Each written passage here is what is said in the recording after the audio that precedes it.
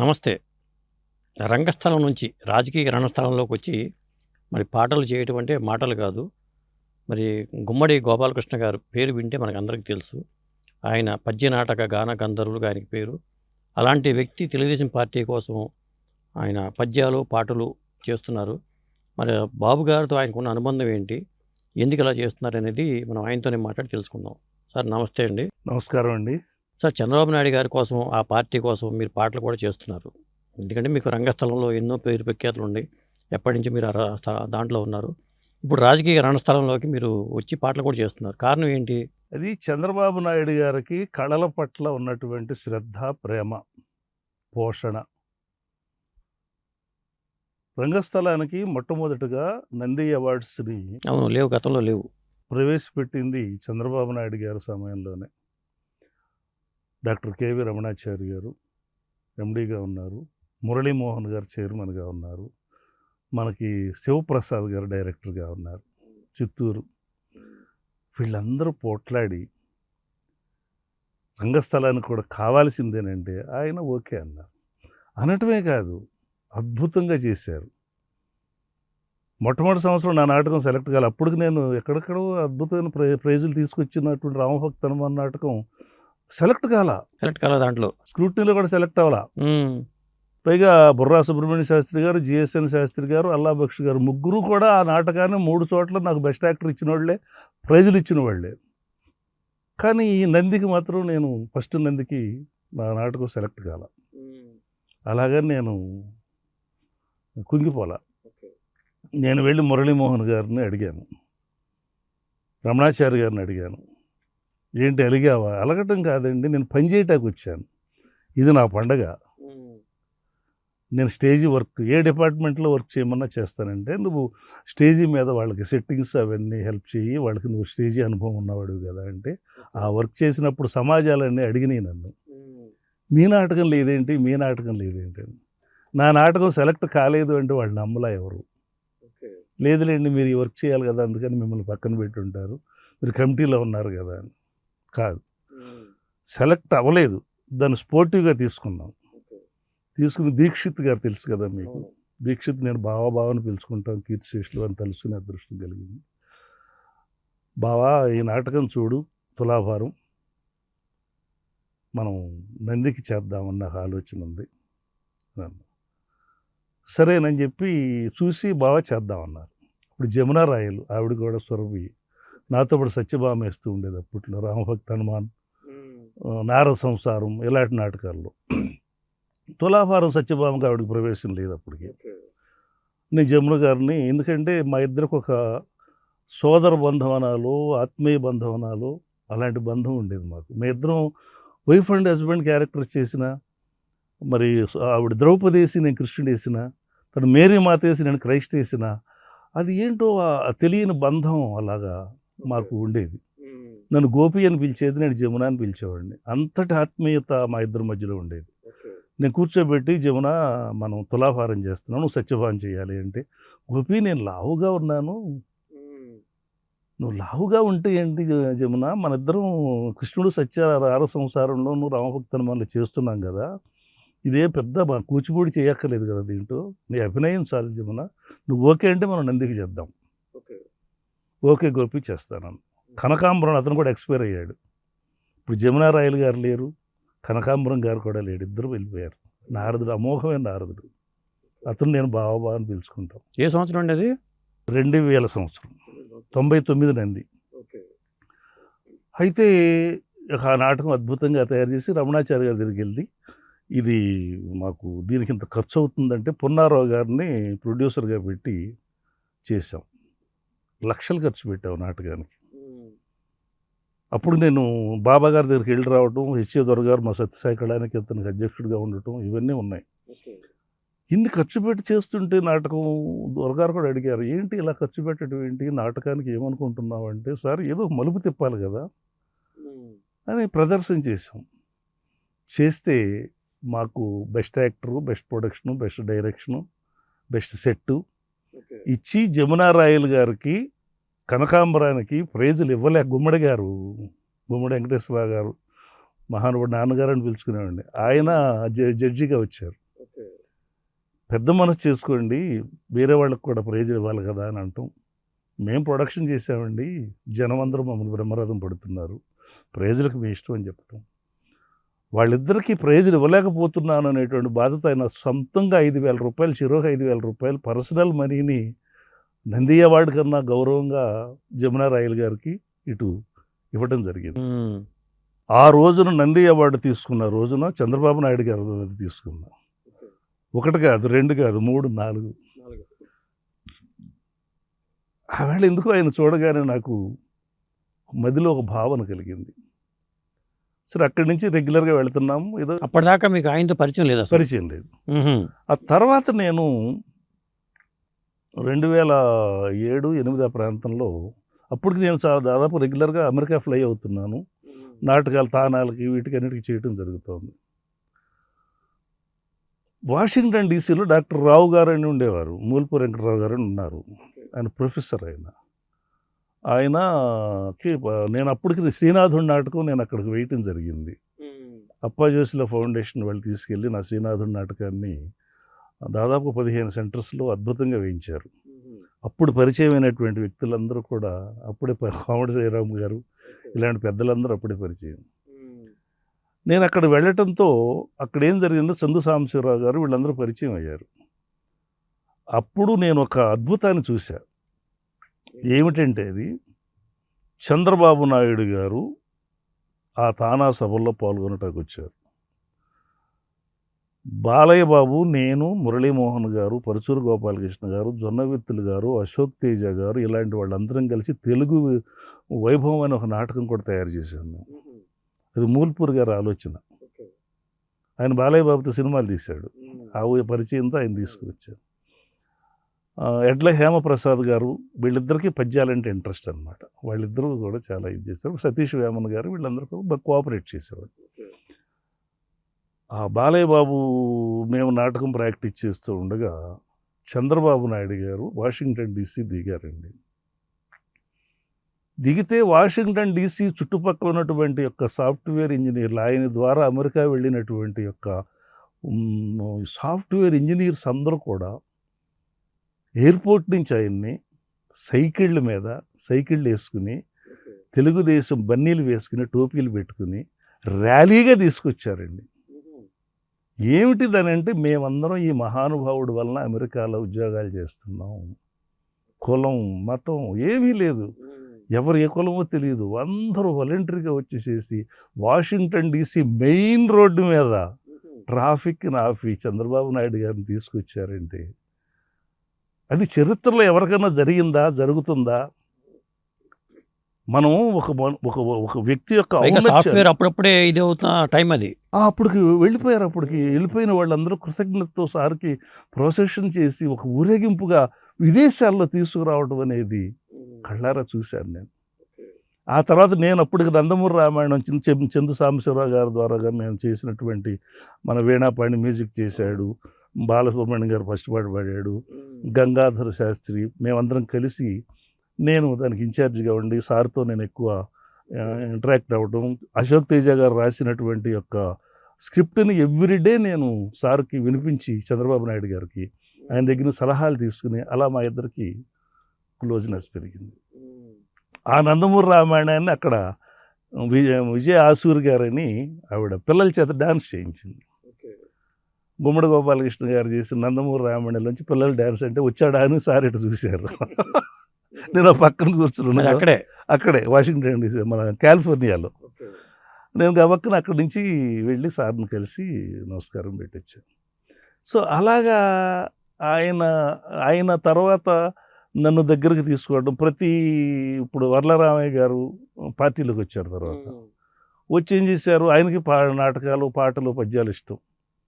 నన్ను గబక్కన పిలిచేసేసి ఆ మహానాడులో ఏదో ఒకటి పాడించేవారు. నేనైతే రెగ్యులర్గా సార్ని కలిసేవాడిని కాదు, మళ్ళీ కొంత రామయ్య గారు దోహదం చేశాడని చెప్పాలి నన్ను దగ్గర చేయటానికి. అలా చంద్రబాబు నాయుడు గారికి నాకు అనుబంధం పెరిగిన తర్వాత ఆయన గవర్నమెంట్ రావటానికి నేను కొన్ని పద్యాలు, అప్పుడు పాటలు రాయటం రాదు, పద్యం రాయటం మెల్లిమెల్లిగా వస్తుంది. ఆయన పాదయాత్రలో వస్తున్నా మీకోసం ఒక పద్యం చేసి అది ఒకసారి గుర్తుందా మీకు అది? అది ఓన్లీ ఆ పల్లవి మాత్రమే గుర్తుంది. ఆ పల్లవి వరకు. పల్లవి లాగా చేశాను. వస్తున్నా మీకోసం, వస్తున్నా మీకోసం, వస్తున్నా మీకోసం.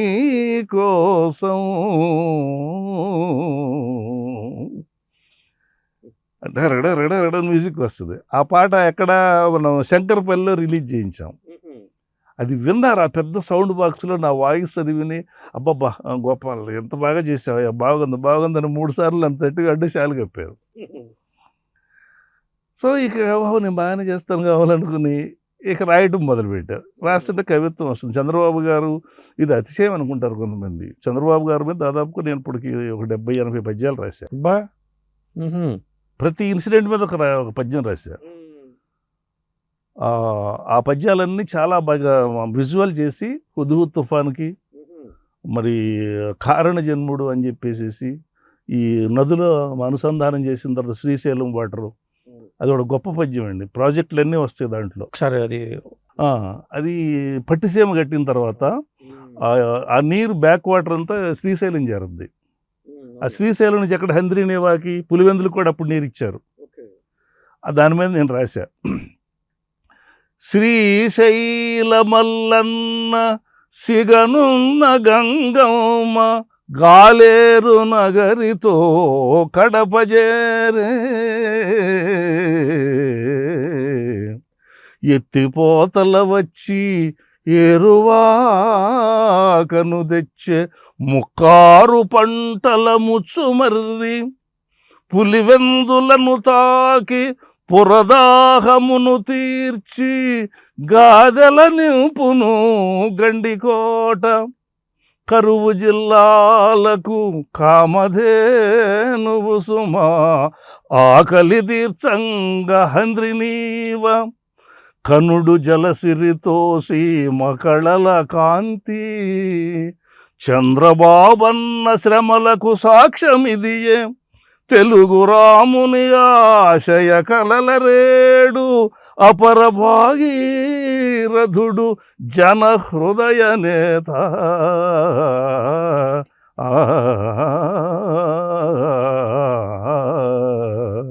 అద్భుతంగా ఉంది. ఇలా ఈ ప్రాజెక్టులన్నీ కలిపి చేసిన పద్యం చాలా గొప్పగా వచ్చింది. అది బాగా పాపులర్ కూడా అయింది. ఆయనతో మరి తర్వాత ఇంకొకటి ఏంటంటే, తర్వాత నన్ను మనకి మొట్టమొదటి ఈయన ప్రభుత్వంలో రాగానే కల్చరల్ అవార్డ్స్లో వాటిలో ఎక్కడా కూడా నన్ను వదిలిపెట్టకుండా గోపాలకృష్ణ కమిటీలో వేయండి అని ఆయనే చెప్పడం. ఎందుకంటే నేను ఎవరి ద్వారా అన్న వెళుతుంటేనేమో వాళ్ళు చెప్పేవాళ్ళు, నాకేమో డైరెక్ట్ ఆయనతో పరిచయం ఉంటాం. అంటే పార్టీ కోసం పనిచేయమని ఎప్పుడు అడగలేదా? ఇక పార్టీలు పదవులు తీసుకోమని కానీ? పదవి తీసుకోమని చెప్పారు, ఎట తీసుకోవాలో నాకు తెలియదు. కల్చర్ తీసుకో 2 సార్లు అన్నారు. ఆ కల్చర్ ఎట్ట తీసుకోలేదు. అప్పుడు బాబు మోహన్ గారు ఉండేవాడు, మరి శివప్రసాద్ గారు, బాబు మోహన్ గారు, బాబు మోహన్ గారు, వీళ్ళందరూ ఉండేవాళ్ళు. నాకు అసలు అంటే నేను వెళ్ళి నేను ఇవి నాటకాల్లో, నా బిజినెస్లో ఇట్లా బిజీగా ఉండేవాడిని.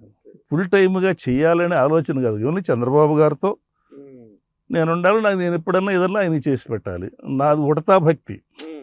అంతేగాని ఫుల్ టైం ఏదో పదవులు చేయాలి, నేను పొలిటికల్గా పైకి రావాలి, ఇవన్నీ కాదు. నేను ఓన్లీ చంద్రబాబు గారికి భక్తుండి అంతే. చంద్రబాబు గారు అంటే నాకు ఇష్టం అనే ఏకాగ్రత తప్పితే రెండోది ఏం లేదు ఇక. అందుకని పార్టీలో ఈ రోజు వరకు నాకేం పదవి లేదు. అదే పదవి లేకపోయినా మీరు పద్యాలు చేస్తున్నారు. ఇప్పుడు ఇవాళ కూడా ఒక పాట రిలీజ్ చేశారు ఇవాళ. మరి ఇవాళ ఉన్న పాట ఏంటండి అది? అట్లా ఏం రాశారు అది? నాకు ఈరోజు ఇవాళ చంద్రబాబు నాయుడు గారి వ్యక్తిత్వం మీద రాయాలని ఎందుకు అనిపించిందంటేనండి, ఒక నీచమైనటువంటి సంప్రదాయం సోషల్ మీడియాలో రాజ్యం చేస్తోంది. ప్రవచనాలు వినేవాళ్ళు తక్కువైపోయారు, పరమ బూతులు వినేవాళ్ళు ఎక్కువైపోయారు. అవును, అదేమిటండి అసలు పబ్లిక్లోకి వెళ్ళేటప్పుడు ఆ బూతులు అవేంటి, ఈ దరిద్రం ఏంటి, ఇంత పెద్ద మనుషుని పట్టుకుని మనం ఇలా తిడుతున్నాం, ఇది మనకి మన పిల్లలకి శాపాలే పరిణమించవా?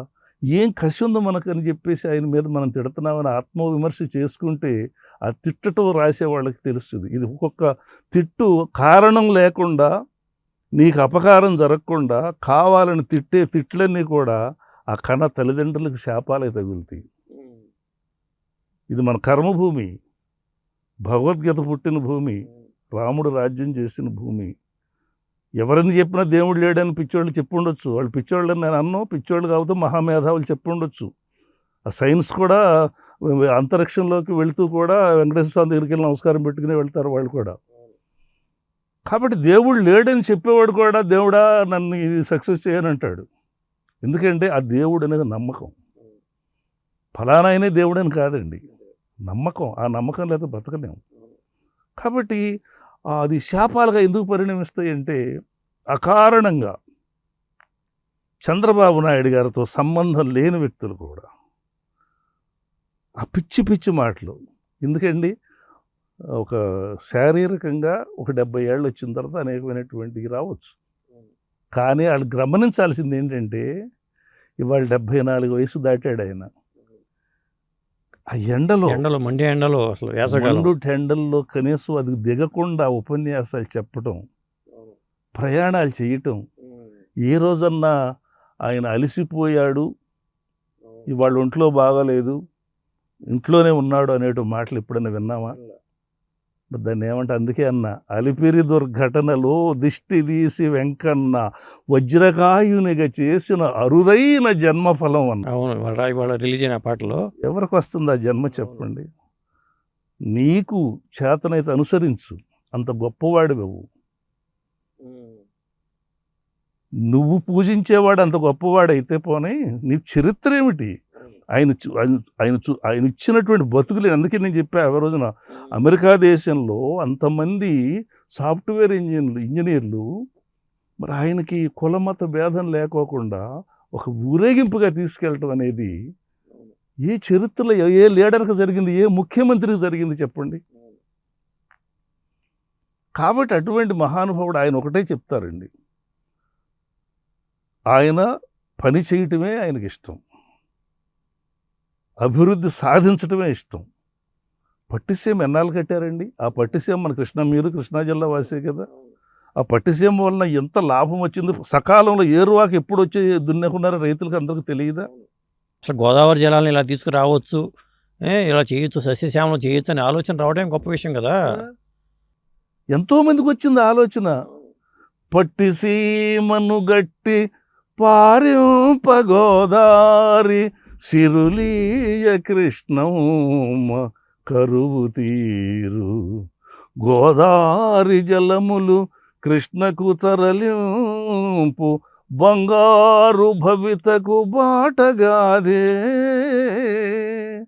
నదుల సంధానము గతనాయకుల కళ సాకారమునరించే చంద్రబాబు, తరము కాదని పల్కు తర్కపు వాదుల తలతిక్క దించిన దార్శనికుడు, తెలుగు తల్లికి వరపుత్రుడితడు చంద్రబాబు, నిలుపును రాష్ట్రము ప్రథమ శ్రేణి, పట్టు విడువని సాహసి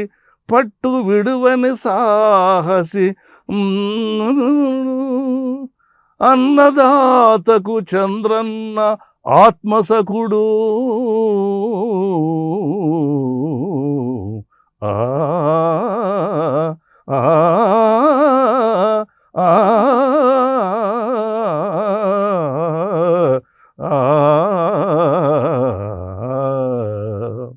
అద్భుతంగా చెప్పారు. మెలోడీతో రంగరించి ఈ పద్యం నేనే రాశా. అప్పుడు పట్టిసీమ కట్టినప్పుడు రాశా. అలాగే మనం హుదుహుద్ తుఫాన్ తీసుకుంటే ఎవరండి అక్కడ కాపురం చేసి బస్సులో ఉండి సీఎంగా ఉండ మనిషి ఆర్డర్లు వేస్తే సరిపోద్ది కదండి. అక్కడ వాళ్ళ మధ్యలో ఉండి వాళ్ళ చూడండి వాళ్ళ వైజాగ్ ఎలా ఉందో. విలయ తాండవ కేళి విలవిలలాడు విశాఖను రెప్పగా సాకినాడు ప్రకృతి భీభత్స ప్రళయంపు వేళల ఇంకా విద్యుత్తు స్తంభాలు విరిగి నేల కొరుగా క్షణములో వెలుగులు కాంతి నింపే. ఇలా రాశాను అప్పుడు. అదే ఆయన విజన్ని మీరు బాగా పట్టుకుని చెప్పారు ఎప్పటికప్పుడు. ఎప్పటికప్పుడే ప్రతిదానికి ఒక పద్యం నేను అప్పుడు రావటం, దాన్ని విజువలైజ్ చేయటం, అవి పబ్లిక్లో పంపటం. అదే మొన్న జైలుకి వెళ్ళినప్పుడు కూడా మీరు ఒకటి రాశారని విన్నాను. అది అశోక్ తేజ గారితో రాయించి చెప్పొస్తున్నాడు. కానీ ఇప్పుడు నేను పాడాను. అంటే కన్నీళ్లు పెట్టడం కాదు, ఆయన లోపలికి వెళ్ళినప్పుడు ఏం తప్పు చేశాడని లోపలికి వెళ్ళాడు. రామదాసుకు కూడా చెరది. రామదాస్ కూడా మహా దేవాలయం కట్టి శిక్ష అనుభవించాడు, వెళ్ళాడు జైలుకి. అలాగే ఈయన మా ఆంధ్రప్రదేశ్ అనే రామాలయాన్ని నిర్మించాడు. ఆయన పట్టుసీమ అనేటువంటిది నిర్మించాడు. అంత సస్యశ్యామలం చేశాడు. మరి ఏ రామచిలకి హాని కలిగాడో ఆ 4 రోజులు అక్కడ ఉండాల్సి వచ్చింది.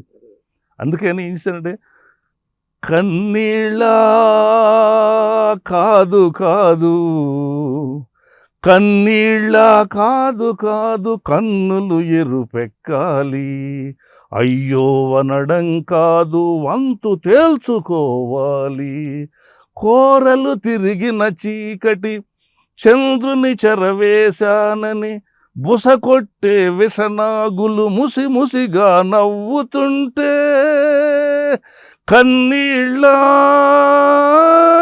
కాదు కాదు, ఇలాగా గుండెలన్నీ లేపి పాడటం జరిగింది. అది మోటివేటివ్ సాంగ్ లాగా అనిపించి చాలామంది పెద్దవాళ్ళు అందరం బాధపడుతున్న సమయంలో నువ్వు ఈ పాట చాలా బాగుంది అని చాలా బాగా వైరల్ చేశారు. వీటన్నిటికీ కూడా నాకు ఇంకా చెప్పాలంటే, ఆ రోజున మరి ప్రభుత్వం వచ్చిన వెంటనే నేను వెళ్ళి కలిశాను. అప్పుడు 2014లో వెళ్ళినప్పుడు నేను మామూలుగా నమస్కారం పెట్టాకి వెళ్ళాను. టీడీ జనార్దన్ గారిని పిలిచి గోపాలకృష్ణని గవర్నమెంట్లోను పార్టీలోను కేర్ తీసుకొని నాకు చెప్పారు. ఆ రోజు నుంచి జనార్దన్ అన్నగారిని నేనేమి అడగను, ఆయన నన్ను అన్నగారని పిలుస్తాడు. అంటే నా నా ఉద్దేశాలని, నా యొక్క ఇవి అన్నీ గమనిస్తూ ఉంటాడు ఆయన.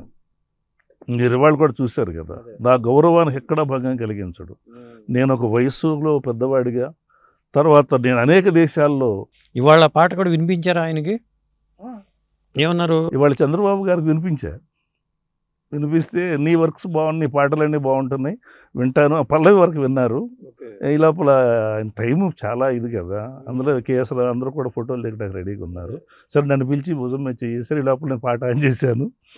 ఆ పల్లవి విని బాగుంది నాకు, నీ పాటలన్నీ మొన్న కూడా అది మాట్లాడకపోయిందనే పాట కూడా రిలీజ్ చేశాను, అచ్చెన్నాయుడు గారు చేశారు. ఆ పాటను కూడా విన్నారు ఆయన. అన్నీ బాగుంటున్నాయి, బాగా ప్రొసీడ్ బాగా చేయని చెప్పేసి ఎంకరేజ్ చేశారు.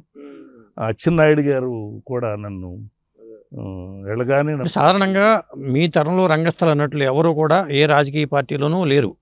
జనరల్గా మీరే ప్రప్రథములుగా టీడీపీలో, తెలుగుదేశం పార్టీలో ఉంటూ ఆ పద్యాలు ఆలపించడం అనేది జరుగుతుంది.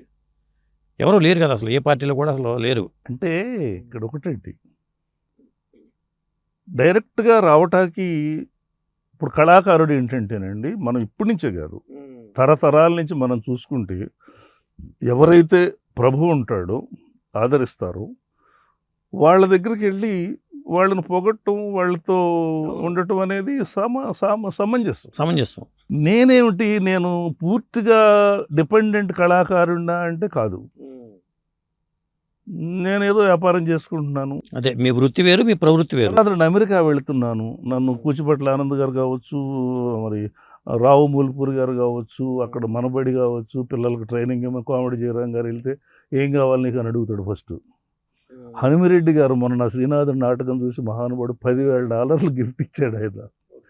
సో ఇలాగా నేను పాపులర్ అవ్వటం అవన్నీ నాకు ఉండి, కానీ కమిట్మెంట్ అంతే. చంద్రబాబు నాయుడు గారు అనగానే మీకు ఇంకొక అద్భుతమైన విషయం చెప్తా, పేరు చెప్పను. గవర్నమెంట్లో ఉన్న వ్యక్తి, ఇప్పుడున్నటువంటి వైఎస్ఆర్ గవర్నమెంట్లో ఉన్నటువంటి పద్మశ్రీ అవార్డ్స్కి పేర్లు పంపించేటువంటి స్థానంలో ఉన్నటువంటి నాకు బాగా పరిచయమే, నాతో చాలా బాగుంటారు, చాలా నాకు కూడా తెలుసు ఆయన. నేను ఈ పేరును పంపలేను అన్నారు. పర్వాలేదండి. ఎందుకని అని అడగల. ఎందుకని అడగవే అన్నారు. మీరు చెప్పేది నాకు తెలుసు కదా అన్న. అవును, నీ పేరు చెప్తే చంద్రబాబు గుర్తొస్తున్నాడు. నీ చంద్రబాబు మనిషికి నేను పంపం. నేను ఆ చంద్రబాబు మనిషిని అనిపించుకోవటమే పద్మశ్రీలాగా భావిస్తాను. చాలు నాకు. నేను అది ఇప్పుడు నేను వెళ్ళనండి, నాకు లేదండి, మీరు చేయండి అని నేను బ్రతిమలాడినండి. నాకు ఆ ముద్ర వేయండి, పర్వాలేదు. నేను ఆ ముద్రకే అంకితం అయి ఉంటా. పద్మశ్రీ రాకపోయినా పర్వాలా. కాబట్టి నేనేమిటంటే నా సిద్ధాంతాన్ని మార్చుకోలేను. నేను పాడతా. ఎన్టీ రామారావు గారితో పరిచయం ఉందా మీకు? ఎన్టీ రామారావు గారితో 1995 సంవత్సరంలో యూరోపియన్ తెలుగు అసోసియేషన్స్ వాళ్ళు లండన్లో ఫంక్షన్ చేశారు. ఉత్సవాలు, తెలుగు ఉత్సవాలు. ఆ ఉత్సవాలకు ఆయన ముఖ్య అతిథిగా లక్ష్మీపార్వతి మేడం, ఆయన ఇద్దరు కూడా వచ్చారు.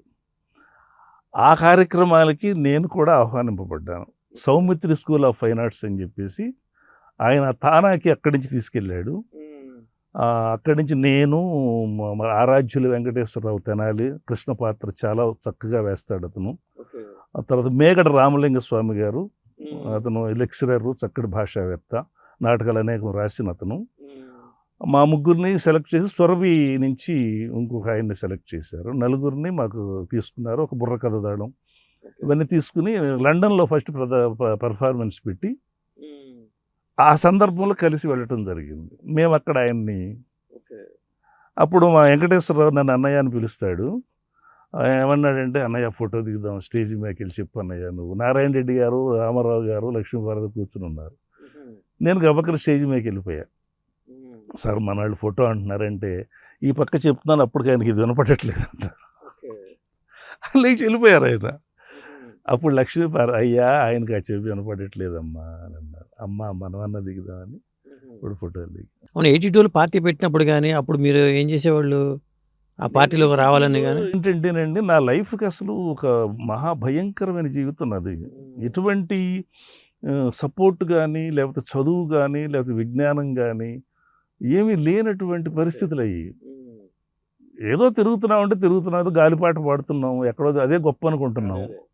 ఓడల సంగతి తెలియదే. అవును అవును, ఇక అట్లా ఉండేవాళ్ళు అప్పుడు. ఇక అందుకనే మీద కాన్సన్ట్రేషన్ చేయలే దీని మీద. లేదు అసలు.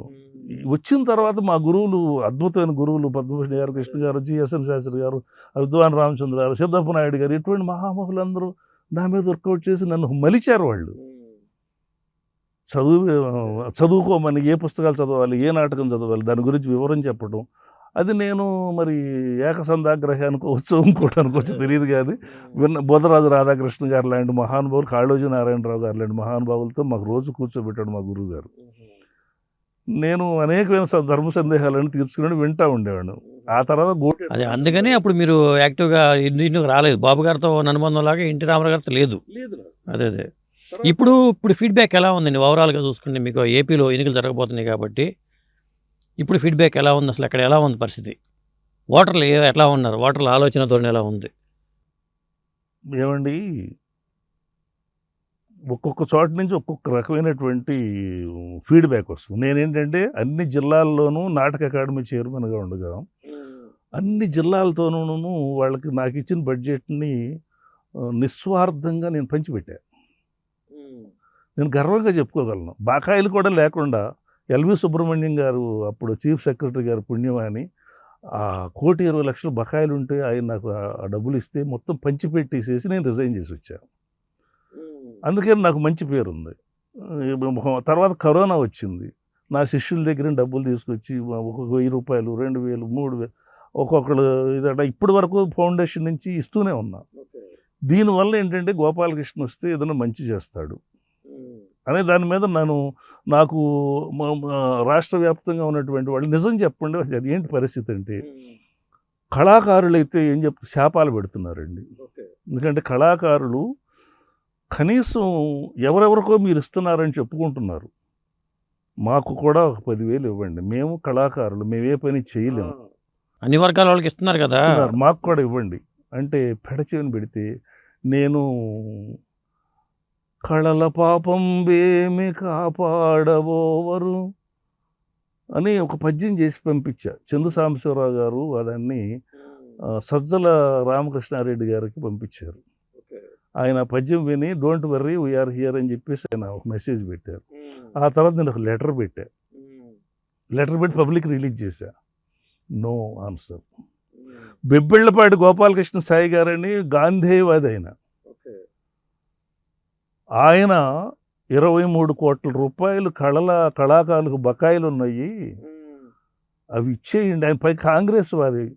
తర్వాత మన వైఎస్ రాజశేఖర రెడ్డి గారికి ఎంతో ఇష్టమైన వ్యక్తి. ఆయన వెళ్ళి ఆయన తెలుగుదేశం గవర్నమెంట్లో ఉండగా మా దగ్గరికి వచ్చేవాడు, కానీ ఓటేయమంటే మాత్రం నేను కాంగ్రెస్ అని చెప్పేవాడు అంతే. అంత కమిటెడ్ నిస్వార్థ జీవి. ఈ ప్రోగ్రాములు పెట్టేవాడు, ఆయన అందరికీ చేసేవాడు, అందరికీ ఇది చేసేవాడు. ఈ కళాకారులు అందరికీ ఉన్నప్పుడు బాకీల కోసం 23 కోట్లు 20 కోట్లు ఉంటే ఆ 23 కోట్ల కోసం బకాయిలు ఇవ్వండి అని వెళ్తే, మీరు ఎవరినో పోగిడిన డబ్బులు మేము ఇస్తామా అని చెప్పేసి అన్నారు. ఎవరినో పోగిడిన డబ్బులు మీరెవరు? మరి ఎవరో కుర్చీగా అది చంద్రబాబు నాయుడు గారు ఇచ్చినటువంటి ఇల్లే కదా, అవును, ఆయన కట్టినటువంటి అసెంబ్లీయే కదా, మరి ఆ కుర్చీ కూడా ఆయన కొన్నదే కదా. అక్కడే చంద్రబాబు గారు ఇది ఎవరో కట్టింది అనిపించట్లేదా? మీ గవర్నమెంట్లో పొగిడించుకోండి. కళాకారులకి వాళ్ళు బాగా కక్ష ఎందుకు? ఈ రోజు వరకు ఇవ్వలేదండి. మొన్న కూడా వాళ్ళు ఒక చిన్న ధర్నా చేశారు, అక్కడ తీసుకుంటారు కాగితాలు అంతే. చైర్మన్లు కూడా ఉన్నారండి. నేను నాటక అకాడమీ చైర్మన్ చేసినప్పుడు పాపం వచ్చిన వాడు గుమ్మం దిగి ఆనందంగా వెళ్ళేవాడు, నాకు నాటకం ఇచ్చారు. ఇవాళ అసలు ఆ అకాడమీ చైర్మన్ పేరు కూడా తెలియదు ఎవరికి. ఎందుకంటున్నానంటే దయనీయమైన పరిస్థితులు. అంటే అక్కడి నుంచి నెగిటివ్ ఫీడ్బ్యాకే ఉంది. అయితే గవర్నమెంట్ రాదు అని వాళ్ళు మీకున్న ఫీడ్బ్యాక్లో, నాకున్న ఫీడ్బ్యాక్లో అయితే మళ్ళీ ఇప్పుడు రైతులండి, ఒక ఊరు చెప్తాను, మా ఊరు పక్కన మేడూరు పక్కన.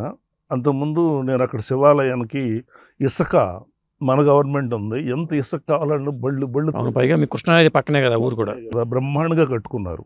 ఇప్పుడు వాళ్ళు అంటారు, అప్పుడు మన 2019లో పూర్తి అయిపోయింది గుడి పూర్తి అయిపోయింది, బ్రహ్మాండమైనటువంటి ఇది చేసాము. అప్పుడు గవర్నమెంట్ మారింది. వాళ్ళందరూ ఇప్పుడు ఏకగ్రీవంగా అమ్మో ఇప్పుడైతే మనం కట్టలేకపోయేవాళ్ళం, ఆ రోజున మీరు కాబట్టి మీకు తెలుగుదేశం గవర్నమెంట్ కాబట్టి ఎంత ఇసుకంటే అంత తోలుకున్నాం కట్టేసామన్నారు. ఓటు మాత్రం వైఎస్ఆర్కి వేశారు.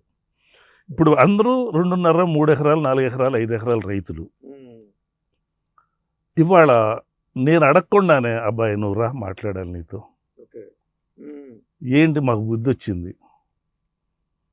ఇప్పుడు మీకు ధాన్యం కొనుగోలు చేస్తే రైతులు మిల్లర్ కొనుగోలు చేశాడు అనుకోండి, వాడు వెంటనే ₹1 తక్కువ ఎక్కువ వెంటనే ఇచ్చేస్తారు. అవును.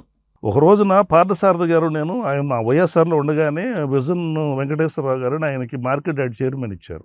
ఆ మీటింగ్కి నేను వెళ్ళి, అతను వ్యక్తిగత స్నేహితుడు, వెళ్ళినప్పుడు ఆయన స్టేజ్ మీదే చెప్పాడు, మీకు కొంచెం ఆలస్యం అవుతున్నాయి కానీ మీకు డైరెక్ట్గా మీకు వచ్చేస్తున్నాయి కదా, డైరెక్ట్గా వచ్చేస్తున్నాయి అంటారు కానీ ఇప్పుడు వస్తుంది తెలియట్లా. అప్పుడు ఒకడు వచ్చాడు, ఏంటంటే డైరెక్ట్గా వచ్చేదే, ఈ లోపల వడ్డీ ఎవడు కడతాడు, నువ్వు బాబు కడతాడా అని అడిగాడు. తాకట్టు పెడితే ఇచ్చామండి డబ్బులు, కూలోడు ఆగుతాడా? మీరు వెయిట్ చేస్తున్నారండి రైతులు, డబ్బులు ఎప్పుడు పడతాయా అని అకౌంట్ చూసుకుంటా ఉంటున్నారు. అకౌంట్కి వెళ్ళి మీరు ఇచ్చేదాకా కూలోడు ఆగుతాడా? అదే పైగా కూలోడు రాడు, నువ్వేదో ఉచితాలని ఇస్తున్నావంట, వాడు ఇట్లా చూస్తున్నాడు, వాడు రావట్లా. అవును, కూలీ కష్టజీవులు, కూలీని నమ్ముకున్న వాళ్ళు ఊళ్ళల్లో ఏంటంటేనండి రిలేషన్స్ ఉంటాయి. రైతుకి నేను కూలి చేసిన వాడిని, నేను కూలోడినే, మీకు తెలియదు. మా నాన్నకు ఉందో ఎక్కడ ఉన్నారా, నేను మా అమ్మ కూలికి పంపింది నన్ను చిన్నప్పుడు, నేను కూలోడినే. కానీ అప్పుడు వేరు, నేను ఒక మిరపకాయ తీయటానికి వెళ్ళా. మిరపకాయ తీయటానికి వెళితే ఎండ మండిపోతుంది, మిరపకాయ తీయటం అయిపోయింది. ఆయన ఏదో కలుపు తీయాలని, ఒక గంట టైం ఉందంట, కలుపు తీయాలని పక్క చేనుకి ఎక్కడికో తీసుకెళ్తుంటే నేను రాను అన్నా. ఏమిటి అన్నారు. అమ్మ మా వాళ్ళందరూ, నా తోటి ఇంటి పక్క వాళ్ళు, అయ్యో అట్ట అనకూడదయ్యా, రైతు కోపం వస్తే రేపు పిలవడయ్యా, అదేంటి ఈ పనికని పంపించారు, అయిపోయింది వెళ్ళిపోవాలి మనం, నేను రాను. మరి ఏంటో తెలియదు, చదువుకున్నారు కదా. అటువంటి కూలి పనులు చేశాను నేను, కాబట్టి నేను కూలోడిని, కానీ కష్టజీవి నేను చెప్పుకుంటా. ఇవాళ ఏంటంటే కష్టజీవికి నేను అప్పుడు ఆయన ఆ పొలం ఆయన వచ్చి నన్ను సమాధానపరిచాడు. ఎంత శాంతంగా సమాధానపరిచాడంటే, అబ్బాయి నువ్వు చదువుకున్నట్టు ఉన్నావయ్యా, ఇక్కడ ఇలాగ ఉంటుందంటే మీరు మనం కూలీను రైతు అంటే ఒక అన్నదమ్ములు లాంటి వాళ్ళం మనం.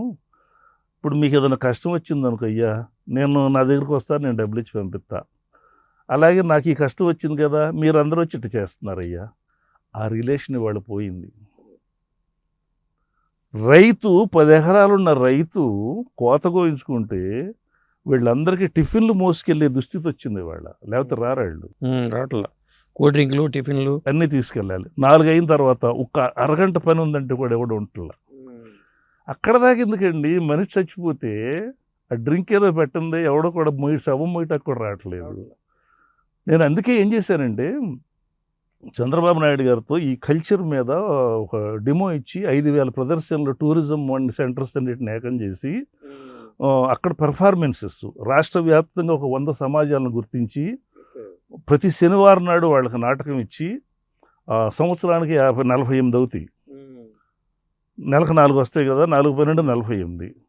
వాళ్ళకి డబ్బులు ఇస్తే స్వయం పోషకం అవుతాయి. తర్వాత ఓళ్లల్లో నాటకాలు నేర్చుకునే వాళ్ళని ఎంకరేజ్ చేద్దాం సార్. ఏ కులం అని ఉండదు, వాళ్ళకి నాటకం వేసుకుని అన్నదమ్ముల్లాగా ఉంటారు, ఈ గోళ్ళు ఉండవు సార్ అని చెప్పండి. ఆ ఆలోచన బాగుంది, ప్రొసీడ్ అన్నారు. అప్పుడు నేను 5,000 ప్రదర్శనలకి ఒక క్యాలెండర్ తయారు చేశాను. ఆ క్యాలెండర్ రిలీజ్ కూడా చేసాం. ఆ నెక్స్ట్ టూరిజం నుంచి నీకు ఒక 7-8 కోట్లు ఇస్తాను, నీది అది సరిపోతాయి, నువ్వు చేసుకో అన్నారు. కలల కన్నా పోయింది. ఇవాళ అది పోయింది. ఇప్పుడు గవర్నమెంట్ వచ్చుంటే మీ కళలన్నీ సాకారం అయిపోయాయి. ప్రొఫెషన్ అయ్యేది. కళ మీద బ్రతకొచ్చు అనే ధైర్యాన్ని ఇచ్చేవాళ్ళు కళాకారులకు. ఇది ఒక యాన్సిలరీ ఇండస్ట్రీ లాంటిది. ఎలాగంటే, మీకు ఇవాళ నాటకం వేస్తావు, టీమ్ లీడర్ ఉంటాడండి, ఒక 25,000 ఒక నాటకానికి 30,000 ఇచ్చాం. 30,000 ఇచ్చాం వాళ్ళు పెరిగిన రేట్ల మీద. వాళ్ళ నాటకానికి ఎంత ఖర్చు అవుతుంది? ఊళ్ళో వాళ్ళు ఏదో ఊరెళ్ళి వాళ్ళు నాటకం తెచ్చుకోవాలి. ఆ ఊరాళ్ళు మైకు, భోజనాలు, స్టేజ్ ఇవ్వాలి. వాళ్ళు అంతవరకు పేమెంట్ గవర్నమెంట్ ఇస్తుంది. వేస్తే ఎంత వస్తుంది వాళ్ళకి? టీమ్ లీడరు 50% పని అబౌవ్ 60% తీసుకున్నా మిగతా డబ్బులు ప్రతి వాళ్ళకి పేమెంట్ ఇవ్వాలి.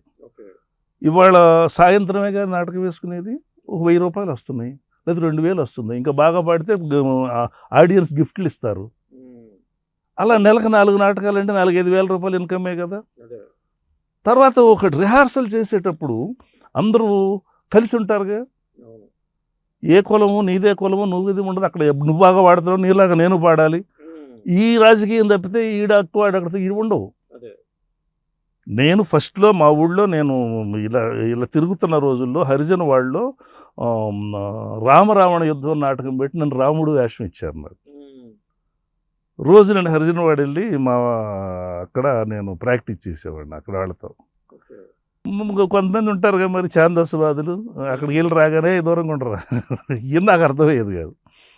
మా అమ్మమ్మ గారి ఊళ్ళో కూడా హరిజన వాళ్ళనే హార్మోని పెట్టి ఉండేది. నేను వెళ్ళిపోయేవాడిని. మా అమ్మమ్మ రాగానే గొడ్లోడు తీయించేసేసి అటు పక్కన పడేసేది. నాకు అర్థం కాదు ఏంటిది అని చెప్పేసి నేను అందుకే రాసుకున్నా. నా జీవిత చరిత్ర శేష పద్యాల్లో రాసుకున్నా. శారద లక్ష్ముల చరణంపు సవ్వడి జననమందిన ఎంట జాడలేదు, అనగనగా రాజు అందపు కథవోలు 7 సుతులము ఎంచి చూడ, అందు 2వ వాడను చంద్రుండనుగాను, గోపాలకృష్ణుడ గుమ్మడింట. ఇలా రాసుకున్నా నేను. అలాగా అప్పుడు సరే హరిజనవాడలోనే నేను రాగాలవి ఉంటే అటుగడికి మత్తెక్కిపోయి ఆ తర్వాత రికార్డులకి పృథ్వీ వెంకటేశ్వరరావు గారు అలా పెట్టేటవాళ్ళు. ఇవన్నీ మనకు ఇంట్రెస్ట్ క్రియేట్ అయినాయి. సో ఎక్కడెక్కడి నుంచో వచ్చాం. నేనేమి పెద్ద గొప్ప అది ఇది అని కాదు, నేను కూలీ పని చేసినాడు వచ్చాను. ఖాళీగా ఉండటం ఎందుకనే ఉద్దేశంతోనే అమ్మ తీసుకుని. ఇప్పుడు ఓవరాల్గా ఈ ఫీడ్బ్యాక్లో చంద్రబాబు నాయుడు గారికి రేపు అధికారంలో వస్తారా రారా అని చెప్పండి. మీకున్న ఆయన మన కోసం కావాల్సిందే, కానీ ఆయనకి అధికారం ఎందుకు? ఆయనకి చారిత్రక అవసరం, ఆంధ్రప్రదేశ్కి అవసరం అది. ఇప్పుడు చంద్రబాబు నాయుడు గారు ఇప్పుడు మళ్ళీ హాయిగా రెస్ట్ తీసుకునే వయసు, రేపు అధికారంలోకి వస్తే మళ్ళీ 24 గంటలు కష్టపడాలి ఆయన. అభివృద్ధి, సంక్షేమం, సంపద సృష్టించాలి, పరిశ్రమలు తేవాలి, ఎక్కడెక్కడికో తిరగాలి, అప్పులు తీర్చాలి. మళ్ళీ చెప్పిన 6 సూపర్ 6 కమిట్ అయ్యారు. అవును, చాలా భారం ఇవ్వనంటే వర్క్ కుదరదు కదా, ఇవ్వాల్సిందే కదా. ఇవన్నీ ఇవ్వాలంటే ఎంత మేధస్సు కావాలి, ఎంత వర్క్ చేయాలి. ఎంత సంపద సృష్టించాలి, జనానికి అవసరం. జనానికి అవసరం. చంద్రబాబు నాయుడు గారు సీఎంగా రావడం ఆంధ్రప్రదేశ్కి అవసరం, ఆయనకు అవసరం కాదు. విపరీత అర్థాలు తీసేవాళ్ళు తీస్తుండొచ్చు, కానీ హృదయం మీద చేసి చెప్తే మళ్ళీ జగన్మోహన్ రెడ్డి గారు వస్తే అమ్మో అనేవాళ్ళే ఎక్కువ వింటున్నాను నేను. అసలు ఉండే పని లేదు, ఇంకా ఏపీ ఖాళీ అయిపోద్ది అంటున్నారు. అక్కడ ఉండే అవకాశం లేదు. ఎందుకంటే ఈ మధ్య మన డాక్యుమెంట్లు మీరు పొలం కొనుక్కున్నారనుకోండి, ఒరిజినల్స్ ఆయన దగ్గర ఉంటాయట. అసలు ఆ మాటకి కనీసం మన డాక్యుమెంట్లు ఏంటి ఇప్పుడు ఆయన దగ్గర ఉంటావేంటి? ఇప్పుడు కొడుకు పేరునున్న డాక్యుమెంట్ తండ్రి అడగడే, తండ్రి పేరున ఆస్తుంది అనుకో, నాన్న నాకు రాయమని ఏ కొడుకు అని అంటాడంటండి. ఎవడో ఒకడిద్దరు తప్పితే ఇస్తే పుచ్చుకుంటాడు, లేకపోతే తదనంతరం విడిగేదే కదా వీళ్ళు రాస్తాడు. అలాంటిది వెళ్ళిపోయి ముఖ్యమంత్రిగా గవర్నమెంట్కి రాసి ఇచ్చేయాలంటే గవర్నమెంట్కి ఇచ్చేయాలండి. ఇది ఎక్కడ కావాలండి? ఇది అసలు మనం ఏ రాష్ట్రంలోనైనా ఉందా? ఎక్కడి నుంచి వస్తాయి ఈ సలహాలు? జగన్మోహన్ రెడ్డి గారికి వీళ్ళు మంచి చేస్తున్నారా చెడు చేస్తున్నారా అనే దానికి ఆలోచించుకుంటే మరి ఎలా అనిపిస్తుంది? రాజకీయంగా ఇప్పుడు ఆ చెల్లెలు గారు కావచ్చు, వాళ్ళ అమ్మగారు కావచ్చు, ఎవరు కూడా మరి ఎందుకు ఆ రోజున అంతగా ఆయన జైల్లో ఉన్నప్పుడు అంతగా ఆరాటపడ్డటువంటి వ్యక్తులందరూ దూరం ఎందుకు అయ్యారు? అదే, అది జనం ఆలోచిస్తే సరిపోతుంది కదా. ఆలోచిస్తారండి, ఆలోచిస్తారు. కానీ ఇక్కడ ఏం జరుగుతుందంటే, ఎందుకు వచ్చిన గొడవలే ఈ వచ్చేయి పోతాయేమో, ఊడిపోయే ముఖ్య ఎన్నాళ్ళు ఉంటుందని ఆలోచించాలి. అదే కదా. అసలైనా నాకు ఊరినే ఎందుకు, నేను ట్యాక్స్ కట్టిందే ఇస్తున్నాడా? ఇప్పుడు నేను నాన్నగారు అని పిలిచాడు, గూడూరు వెంకటరత్నం గారని, ఆయన అమీర్పేట కమ్మ సంఘంకి ప్రెసిడెంట్గా చేశారు. నేనంటే విపరీతమైన ప్రేమ, ఇప్పటికి కూడా అదే నడుస్తుంది. వాళ్ళ అబ్బాయిలు, ఆయన 94-95 ఇయర్లో ఆయన ఎక్స్పైర్ అయ్యారు. నన్ను బిడ్డలాగా చూసేవాడు ఆయన. మా నాన్నగారు పోయినప్పుడు కానీ, నా అమ్మాయి పెళ్ళికి కానీ అన్ని దగ్గరుండి చేయించినటువంటి వ్యక్తి నా గూడూరు వెంకటరత్నం నాన్నగారిని పిలిచాడు. ఆ వ్యక్తి మా అమ్మాయి 10th పాస్ అయినప్పుడు ఈ కమ్మ సంఘంలో మేము ఇతర క్యాస్ట్లకు కూడా 25% మేము ఇస్తున్నాము స్కాలర్షిప్ గోపాలకృష్ణ, అమ్మాయికి ఇంటర్మీడియట్లో మేము డబ్బు కడతామన్నారు. నేనేమన్నానంటే, నాన్నగారు నా కూతుర్ని నా కష్టంతో చదివించుకున్నాననే తృప్తి నాకు లేకుండా చేస్తారా అన్న. నేను ఫెయిల్ అయ్యాను అనుకోండి, మీరు ఉన్నారుగా, నాకు ఈ ధైర్యం ఉంది కదా, నన్ను చదివించుకునేవాడు నాన్నగారు అన్న. ఆత్మవిశ్వాసం. నేను ఏనాడు ఇక్కడ చేయి చాపలు ఎక్కడ. తర్వాత నాకు తెల్ల కార్డు గులాబీ కార్డు అనేవాళ్ళు అప్పట్లో, ప్రెస్టేజెస్ ఉందని తీసి అక్కడ పారేసేసాను నేను.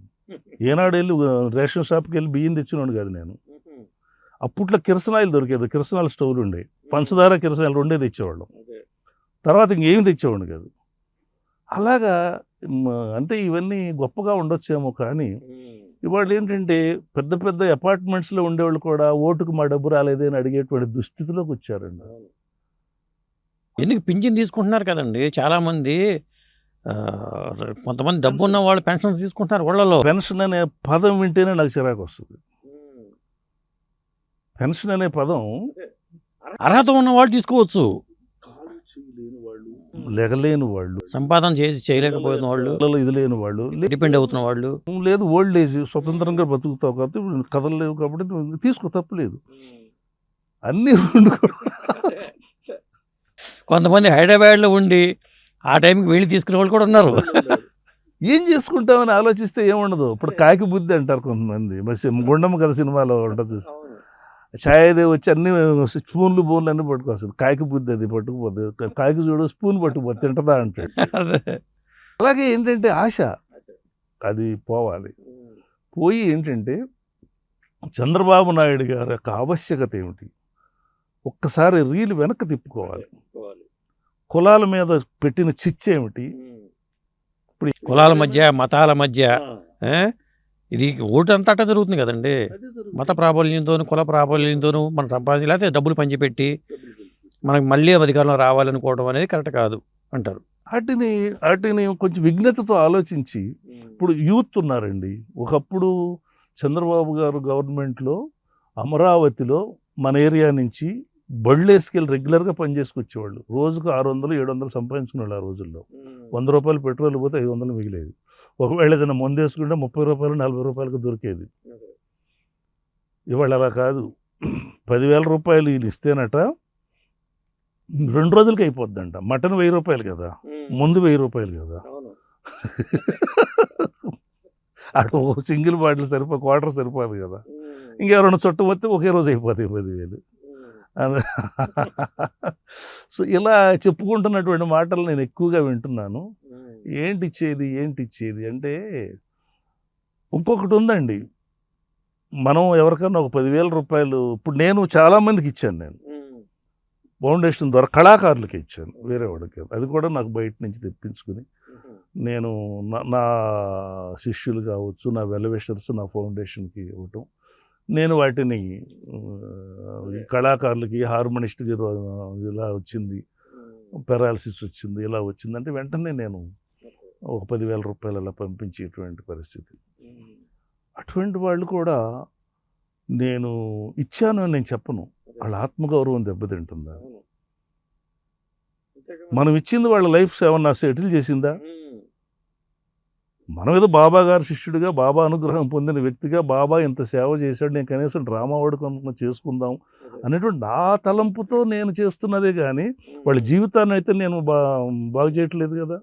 దీనికి చెప్పేసుకుంటే మిమ్మల్ని అక్కడ ఎదురుకుండా కూర్చోబెట్టి నేను 10,000 వాళ్ళకి సంపాదించే మార్గాన్ని చూపాలి. జనరల్గా ఏంటంటే సంపాదించుకునే మార్గాన్ని చూపించాలి. వాళ్ళకి నేను ఈయనకి 10,000 ఇచ్చా, నేను ఈయనకి 10,000 ఇచ్చానంటే వాళ్ళ మనసులు ఎంత చిన్నపోతాయి. ఇప్పుడు ఇంటింటికి వెళ్ళి ఇదిగో ఇది మీకు ఇంత ఇచ్చాం, మీకు మేలు జరిగిందంటే వాళ్ళ మనసులో వాళ్ళ ఆత్మగౌరవాలు ఏమో మీకు సంవత్సరానికి మీ ఇంటికి ఇంత ఇచ్చాం, మీరు మాకు ఓటు వేయండి అని చెప్తున్నట్టుగా ఉంది డైరెక్ట్గా. అదే అవుతుంది. లిస్టులో తీసుకెళ్తారు. 5 ఏళ్ళు మీ పరిపాలనలో, ఇక మా జగన్మోహన్ రెడ్డి గారి పరిపాలనలో మీకు ఇంత వచ్చింది అని చెప్తున్నారట వాలంటీర్లు అనే వాళ్ళు ఇంటింటికి వెళ్ళి. మరి మీరు ఆలోచించుకొని చెప్తున్నారట. అలా చెప్పడం తప్పే కదా. మరి మీద పట్టుకుని మీకు ఇంత ఇచ్చింది ఎవరు సొమ్ము ఇచ్చారు అని అడిగితే వాళ్ళ అన్నారు కదా, వాళ్ళు అనాలి కదా, ఎవరు సొమ్ము ఇచ్చారు. కాబట్టి ఏంటంటే ఇప్పుడు ఇవన్నీ ఆలోచించుకునేటువంటి ఓటర్ సంఖ్య పెరిగిందని నేను భావిస్తాను. అదే అందుకని తీర్పు ఎట్టయినా విప్లవాత్మక తీర్పు వస్తుందని మీరు భావిస్తున్నారు. రావాల్సిన ఆవశ్యకత ఉంది.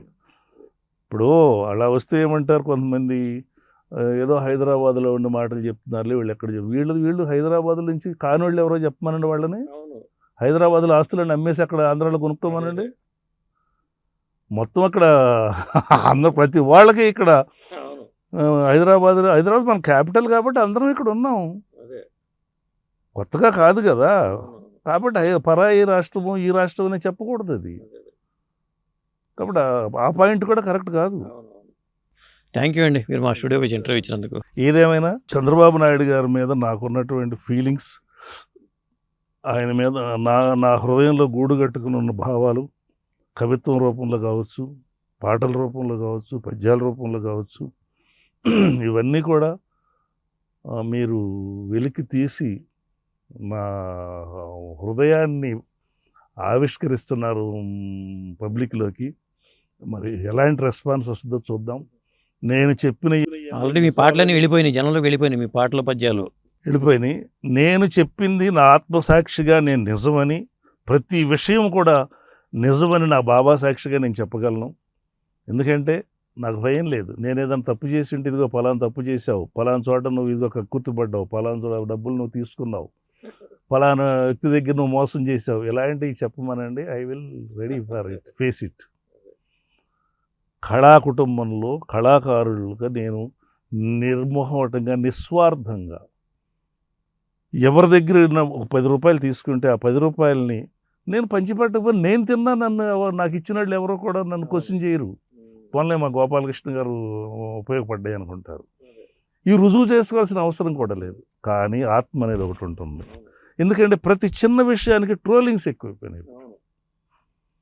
ట్రోలింగ్ చేసేవాడికి చెప్తారు ఇట్ట పెడతాం మనం, అవన్నీ వాడికి తగులుతాయి. అక్కడ అదే నిజాయితీ పరులు ఉన్నారా, నీతి పరులు ఉన్నారా, లేరా, జనం ఆలోచిస్తారు. ఏదైనా సరే జనం ఆలోచిస్తున్నారు. ఏమో నాకు భగవంతుడి దయ వల్ల అంత అమాయకులు ఎవరో లేరు. భగవంతుడి దయ వల్ల నాకు ఎక్కువ ట్రోలింగ్స్ అయితే రాలేదండి. నన్ను బూతులు తిడితే ఎవరో ట్రోల్, వాళ్ళందరికీ నమస్కారం. ట్రోల్ చేసేవాళ్ళు కూడా నన్ను ఎవరు కూడా పాపం చేయలేదు, వాళ్ళందరికీ నేను నమస్కారం పెడుతున్నాను.